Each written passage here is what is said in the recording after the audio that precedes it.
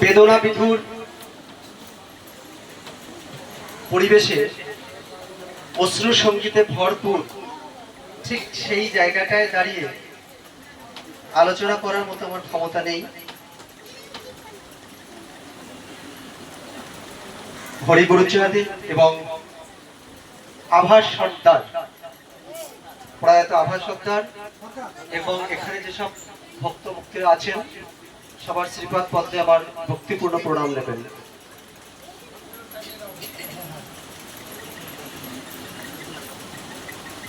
প্রথমত এখানে যারা আমরা মিলিত হয়েছি একটা শোক সভা। মূলত এখানে ঠাকুরের সম্পর্কে আলোচনাটা অতটা প্রাসঙ্গিক নয় আমি মনে করি। আমার মনে হয় এখানে কাজটা হচ্ছে স্মৃতিচারণা করা।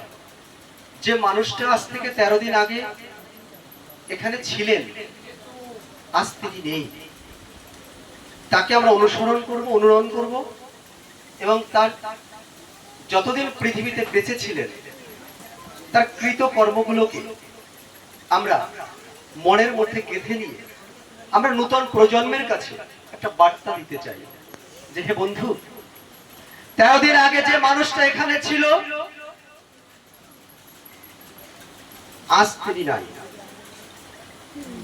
আমার মনে পড়ে গেছে তৈলঙ্গ গোস্বামীর একটি কথা। তৈলঙ্গ গোস্বামী যখন ছোট,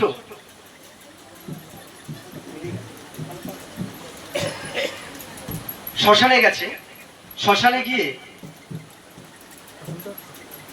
এক খেপা পাগল বলছে, এক খেপা পাগল দেখে ওকে বলছে, এই তৈলঙ্গ দিগায়। বলছে কি? বলছে এখানে কি? বলছে মানুষ পোড়া ছাই। ওই ছাইটা হাতে ধরে তৈলঙ্গের গায়ে ভাবে মারল। বলছে এবার?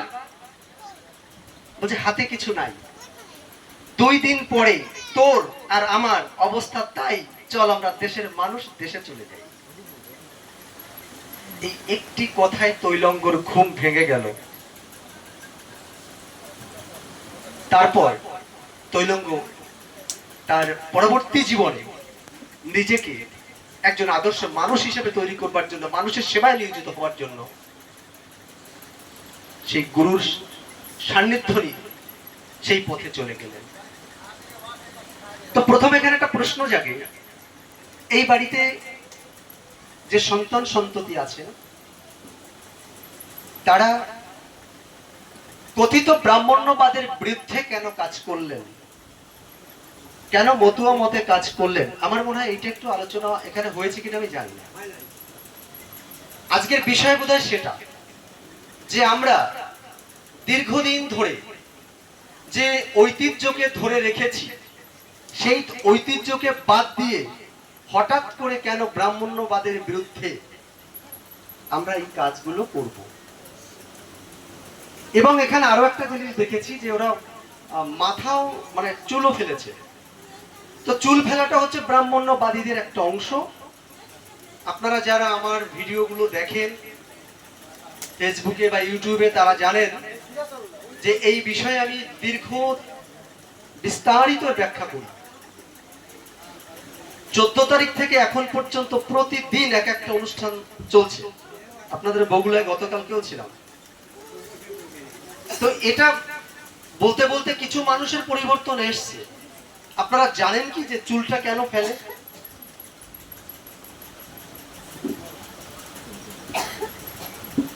এখন এটা বললে হয়তো ওরা রাগ করবে, আমি মনে করি যে ওরা এটা জানে না, তবু আমি একটু বলছি কি আছে গ্রন্থে।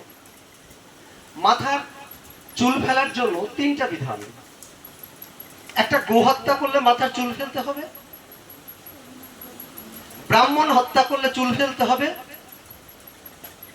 আর একটা হচ্ছে মনে করেন ওর মা মারা গেছে, ওর মা যদি ওর বাবার সঙ্গে মানে ওর মায়ের বাবার সঙ্গে সহবাস করে, এইরকম পাপ করে, সেই পাপের দায় স্বীকার করে সন্তান তার মাথা মুন্ডন করবেন। আমার কথা নয়, পুরোহিত দর্পণের কথা। তো ভাবতে পারেন সেখানে এদেরকে মন্ত্র উচ্চারণ করা হয়, পাপ হম পাপ কর্মাহ পাপ আত্মা পাপ সম্ভাবা, মানে আমি যা করব সব পাপ, আমার আত্মা পাপ, আমি পাপের ফসল, আমার বাবা মা পাপ করেছিল তার ফসল, আমি পাপ কর্মফলে আমার জন্ম, এসব স্বীকার করতে হয়। এখন কি হচ্ছে, আগেকার দিনে আপনারা জানেন যে আমাদের সমাজের মানুষের বেদ পড়ার অধিকার ছিল না। আজকে মায়ের এখানে নেচে গিয়ে কীর্তন করলেন, একটা সময় কীর্তন তো ভালো, এই মায়েরা মন্দিরে গেলে ওই যে বলছিল না গোবরের ছিটা দেওয়া হয়, মন্দিরে গেলে গোবরের ছিটা দিয়ে এদেরকে তাড়িয়ে দেওয়া হতো। বেশি দিনের আগের কথা নয়, 2006 সালে ঈশ্বরচন্দ্র বিদ্যাসাগরের গ্রামে, বীরসিংহ গ্রামে আমার সমাজের এক মা টিউবওয়েল থেকে জল আনতে গেছে বলে তাকে তাড়িয়ে দিল এবং ওই কলে গোবরের জল দিয়ে পরিশুদ্ধ করে তারপর তারা গ্রহণ করলো। আজও সেই প্রথাটা রয়ে গেছে। এই প্রথার বিরুদ্ধে দাঁড়িয়েছে কারা? এই প্রথার বিরুদ্ধে দাঁড়িয়েছে হরিগুরুচাঁদ ঠাকুরের সেনারা, মতুয়া সেনারা। যেখানে মতুয়ারা দাঁতে দাঁত চেপে ব্রাহ্মণ্যবাদের বিরুদ্ধে আন্দোলন করেন, তারাই বই পুস্তক পড়ে এই ব্রাহ্মণ্যবাদের বিরুদ্ধে দাঁড়িয়েছেন। আমরা কাকে মানব? যে ভগবান অন্যের বউ নিয়ে টানাটানি করছেন, যে ভগবান অন্যের বউয়ের সঙ্গে পরক্রিয়া করছেন, সেই ভগবানকে তো আমি মানতে পারি না, আমি মানি না। আমি সেই বিধানের দিকে যেতে চাই না। আমার বিধান সহজ সরল মত। আমার ভীষণ ভালো লাগে, এখানে একজন দলপতি এসেছেন, দাঁড়ান একটু। এর যে দল, এই দলে প্রায় 100-র মতো লোক আছে। এই 100 লোক এই ব্রাহ্মণ্যবাদের বিরুদ্ধে কাজ করেন এবং এরা ব্রাহ্মণ্যবাদের বিরুদ্ধে দাঁড়িয়েছেন। তার জন্য এদের হেনস্থা কম হতে হয়নি। 8 মাস পর্যন্ত এদেরকে এক ঘরে করেও রেখেছেন। আমি এদেরকে প্রণাম জানাই যে আজকে এরা দাঁতের দাঁত চেপে সত্যকে স্বীকার করে ব্রাহ্মণ্যবাদের বিরুদ্ধে দাঁড়াতে পেরেছেন। আমাদের আন্দোলন কোনো ব্রাহ্মণের সঙ্গে নয়, আমাদের আন্দোলন হচ্ছে ব্রাহ্মণ্যবাদের বিরুদ্ধে। যে বিধান দ্বারা মানুষকে, এই নিষ্পেষিত, নির্যাতিত, নিপীড়িত মানুষকে দিন দিন অন্ধকার কারাগারে ফেলে দেওয়া হয়েছে। ভগবান শ্রীকৃষ্ণ যদি নারীকে নরকের দ্বার বলতে পারেন, সেই ধর্মগ্রন্থ আর সেই ব্রাহ্মণ্যবাদ, সেই যে ব্রাহ্মণরা আমাদেরকে মন্দিরে ঢুকতে দেয়নি, সেই ব্রাহ্মণরা কি করে পুজো করে আপনার বাবা মাকে স্বর্গে পাঠাবে? যে ব্রাহ্মণরা আপনাকে কখনো মন্দিরে ঢুকতে দেয়নি। এই প্রশ্ন আপনারা করবেন না? এটা বিবেকে জাগাচ্ছেন না? আমার সমাজের মানুষকে যেভাবে হরিনাম শ্রবণ করেছে বলে গাছে বেঁধে রেখে কাঁচা কচা দিয়ে মারা হয়েছে, আমরা কি তা ভুলে গেছি? এখন সহজ প্রশ্ন একটা আসবে যে বাবা এটা তো আগে হয়েছে, এখন তো হয় না। হ্যাঁ, এখন যখন হচ্ছে না তখন আপনার সেই বিধানটাকে নষ্ট করুন। এই বাড়িটা সুধাংশুদার বাড়ি। এখন সুধাংশুদার নামে দলিলটা রয়ে গেছে, রেকর্ড রয়ে গেছে, কিন্তু সুধাংশুদাকে তার ভাইরা এখান থেকে তাড়িয়ে দিয়েছে। তার ভাইরা বসবাস করে। বাড়িটা কার? রেকর্ড তার নামে রয়ে গেছে, কিন্তু বসবাস করছে তার ভাইরা। তার মানে তার ভাইয়ের যারা সন্তান সন্ততি আসবে, দিন দিন আসবে, তারা কি এই জমি দিয়ে কোন রকম কোনো কাজ করতে পারবে? কি পারবে? পারবে না। কারণ রেকর্ড যদি তুমি না কাটাও তবে তোমার বাড়ির মালিক হলে কি করে তুমি? তো আমাদের যে রেকর্ড, সেই রেকর্ডে তো ঠ্যাং ঠ্যাং করে রয়ে গেছে। সেইগুলোর বিরুদ্ধে আমি আন্দোলন করছি। সেইগুলোর বিরুদ্ধে আজকে বই খুলে খুলে, গ্রন্থ খুলে খুলে আপনাদের সামনে তুলে ধরছি। তার জন্য আমারও অপদস্থ কম হতে হচ্ছে না। আজকে সকালেই আমার দাদা বলছিল, ভাই তোকে যারা মানুষে গালাগালি করছে আমার খুব কষ্ট হয়, আমি এগুলো দেখতে পাচ্ছি না। আমি বলছি গালাগালিটা কারা করছে দেখছিস? বলছে কারা?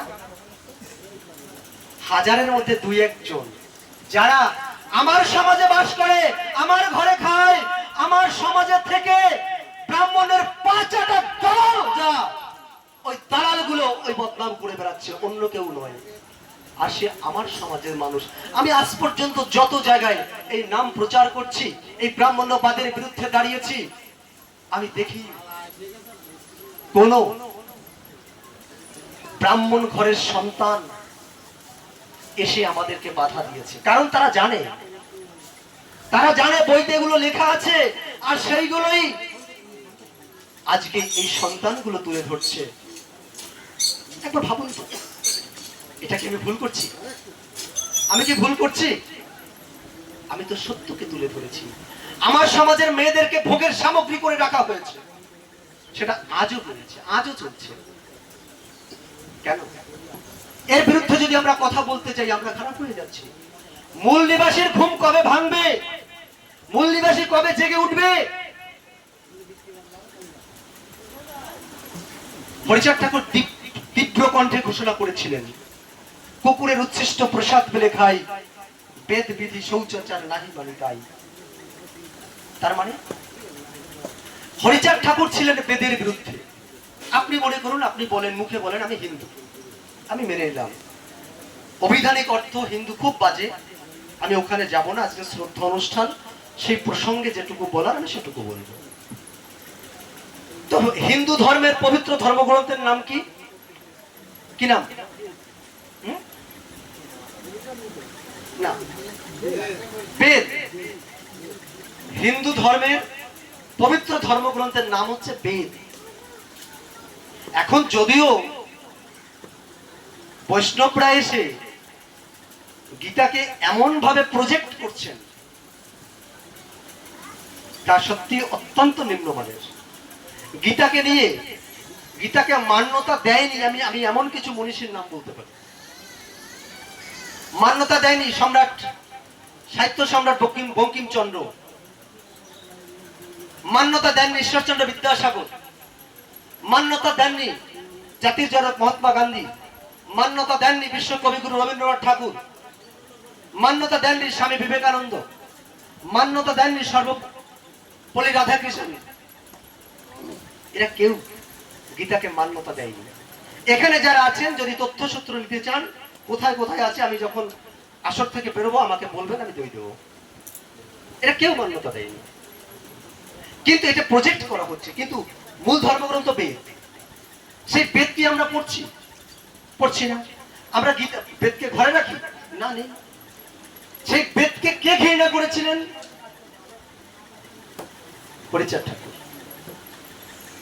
কারণ তিনি যদি বেদকে মানবেন, তবে তার বলতে হয় না কুকুরের উচ্ছিষ্ট প্রসাদ পেলে খাই, বেদ বিধি শৌচাচার নাহি মানি গাই। তার মানে তিনি বেদকে ঘৃণা করেছেন।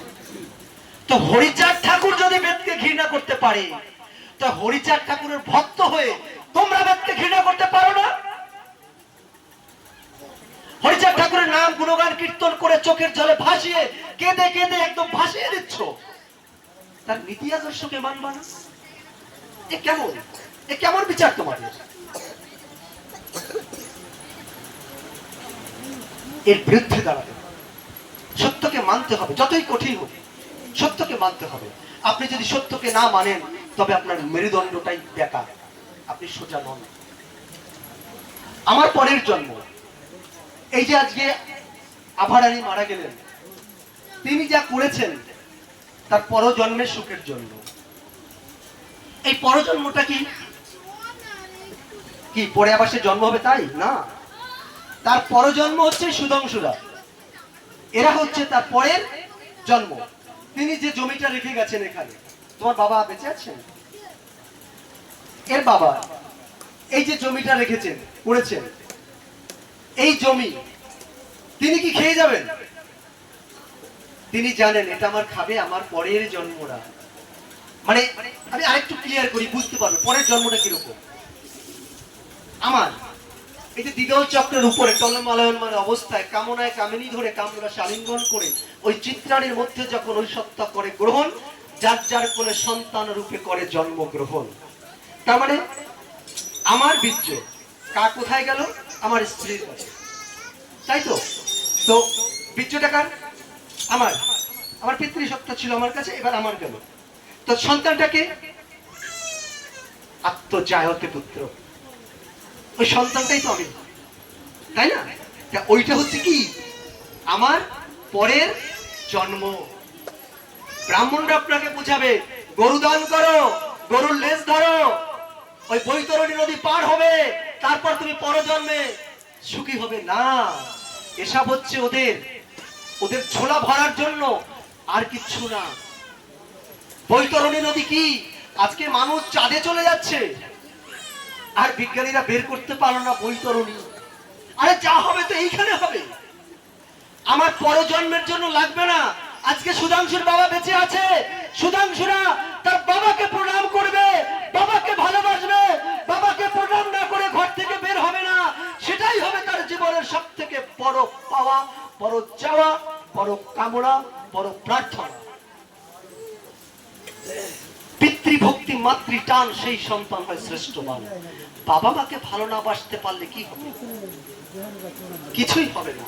আপনি পরের জন্মে মানে মৃত্যুর পরের জন্য আপনি ভাবছেন কেন? আর আপনার বাবা ভাবছে আপনাদের জন্য, আপনারা ভাবছেন আপনার সন্তানদের জন্য। এটাই তো জগতের রীতি। আমরা সবাই সবার সন্তান সন্ততির জন্যই তো ভালো চাই। আমি জানি না আমার কথাগুলোকে আপনারা কে কোন ভাবে নিচ্ছেন, কিন্তু এটাই বাস্তব, এটাই সত্য। কিন্তু আমাদের মানুষের একটু বুঝতে সময় লাগছে, কারণ আমরা দীর্ঘদিন, আমি হরপ্রসাদ বাবুকে একদিন প্রশ্ন করেছিলাম, বাবা এই আন্দোলন করতে গিয়ে আমার সমাজের মানুষ তো আমাদেরকে ভুল বুঝছে। হরপ্রসাদ বাগচির নাম তো আপনারা শুনেছেন। তো বাবু আমাকে বললেন, জয় জয়, আমরা খাঁচায় টিয়া পুষি তো, টিয়া দেখেছিস তো টিয়া পুষতে? বলছি হ্যাঁ। বলছি কিছুদিন পোষার পরে ওই টিয়া পাখিটাকে যদি ছেড়ে দেওয়া হয়, ওই টিয়া তখন কি করে জানিস? ওই টিয়া ঘরের থেকে বেরিয়ে ওই মাচার উপরে, চালের উপরে, উঠানে, কোনো গাছে আশেপাশে বসে থাকে। কেন জানিস? বলো কেন? সবাই তো বলবে যে ওই পাখিটা এদের মায়া ছাড়তে পারছে না, তাই টিয়াটা যাচ্ছে না মায়ার জন্য। বলছে না রে বাবা, তা না।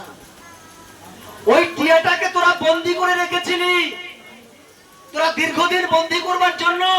ওই টিয়া তার স্বজাতিকে ভুলে গেছে, তার নিজের আবাসস্থল জঙ্গলকে ভুলে গেছে।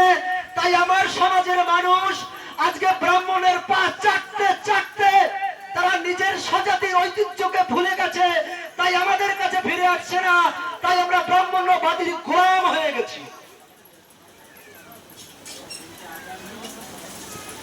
এটাই সত্য। হরিচাঁদ ঠাকুর শ্রী শ্রী হরি লীলামৃতে এত সুন্দর করে ব্যাখ্যা করেছেন, সেই ব্যাখ্যাগুলোকে আমার সমাজের মানুষ কিছু ভুল ব্যাখ্যা করেছে, যেটা অত্যন্ত নিম্নদায়ক। একটা জানার অজ্ঞতা, নচেৎ সত্যকে প্রকাশ করে না।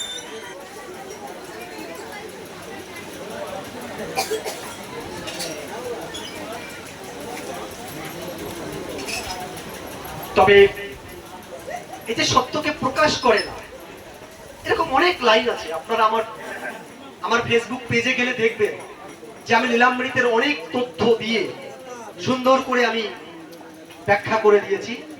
আমাকে এক ভক্ত অনুরোধ করেছেন, সরস্বতী পুজোর কথা বলতে বলেছে। যদিও এটা আজকে প্রাসঙ্গিক নয়, তবু অনুরোধ এসেছে কিছু বলি, তাই তো নাকি? কথা বলবেন আমার, তোমাদের গানগুলো মন দিয়ে শুনেছি, কিন্তু আমাদের কথাগুলো তোমাদের শোনা উচিত। একটা ভালো প্রশ্ন তুলেছেন, সরস্বতী পূজার ইতিহাস।